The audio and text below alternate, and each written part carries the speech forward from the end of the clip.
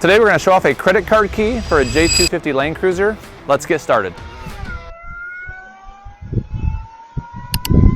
All right, so what we're going to show off today is the OEM credit card key for a J250 Land Cruiser, and I store mine in my Apple MagSafe wallet right behind that clips onto my cell phone.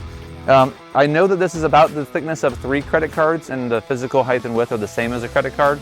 So essentially, if you do put this in like an Apple wallet, it's only going to fit this and no credit cards. But all in all, it does fit perfectly fine and snug without it falling out, and it's not too tight. So what we have is the Land Cruiser, the 2024 4th gen Tacoma credit card key. And then we have just married that programmed it as an OEM key to the J250 Land Cruiser, and it works perfectly fine.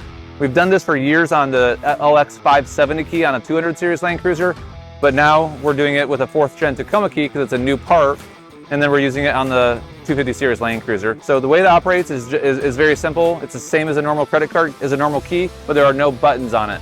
So all you got to do is just have it on your person, just stick it in your pocket or leave it in your wallet. Right now the car is locked, as you can see, because you have the mirrors are folded in. So as you approach the vehicle, just touch the button on the inside, the car will unlock.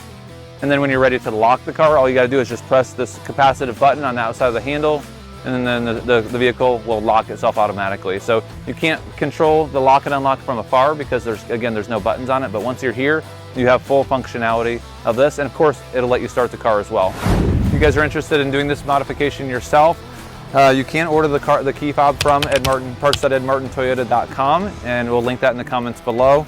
You will need to have it programmed by your local dealer. Thank you so much for watching the video. If you guys like this modification, please hit thumbs up and consider subscribing to the channel. If you have any questions at all, please ask in the comment section below.